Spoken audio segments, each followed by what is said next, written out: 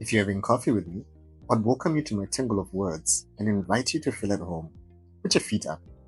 What's it like on the other side of the screen? I like to call myself a digital nomad. It doesn't really matter where I am in the world, as long as I have internet connection and power in my laptop, even though I haven't traveled anywhere to fully put that theory to the test. Each year, I think to myself, this is it. This is the year I add some new stamps to the passport, and I don't mean postage stamps. A moment of silence for the generation of digital natives who never wrote snail mail letters or had pen pals from all over the world. If you were having coffee with me, I'll tell you that through blogs, I've been able to travel not only in space, but time, seeing and learning from the shared experiences of others. I might even say they've become friends who probably know about some of my thoughts and words than people I see every day. It's kind of weird, but that's part of the beauty of the internet. My blog started off simply as a place where I could share things that I was always on the verge of saying but never did, and then evolved into a space where I could immortalize my thoughts, my identity, and the legacy that has shaped me. One day, I woke up and realized that I was forgetting the stories my grandparents told me, which was like forgetting parts about me. So I started capturing the beauty and chaos of the place I call home. Home is a place that isn't kind to dreamers. Dreams don't pay the bills or put food on the table, and those who resign to this reality tend to convince you to wake up and stop dreaming, just like they did. But still, we dream that one day we'll show the world that thing they said I should look away forever actually unlocked my ancestors' wildest dreams.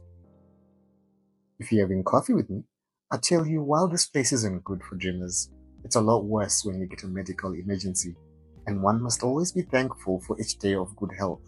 So after the government assured us that our health sector was perfectly fine and that anything else was sensationalized reports to discredit the government, they have changed their tune.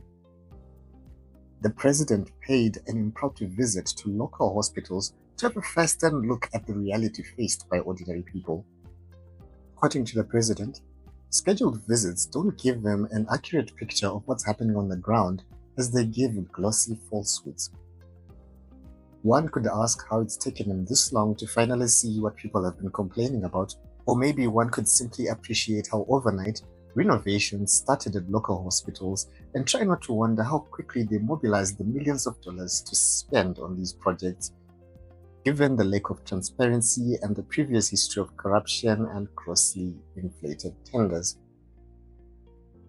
Could be coincidence or the height of cheekiness from the person whom unsubstantiated claims point to as the beneficiary of the $500 million procurement tender for medical equipment, to have flown to the UK and acquired a customized 2025 Rolls-Royce.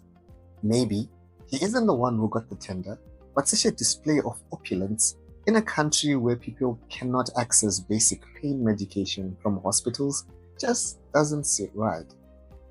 If you're having coffee with me, I'd say that the only decent thing to come out of all this drama is that we can acknowledge that our healthcare is dire without fear of being arrested for causing unnecessary alarm and despondency or undermining the sovereignty of a constitutionally elected government. Until a time when the law isn't weaponized to muzzle freedom of expression, then blogging will mostly remain a social commentary footnote without the full story. Still, we dream and drink our cup of stars, daring to be immortal. What's been happening in your neck of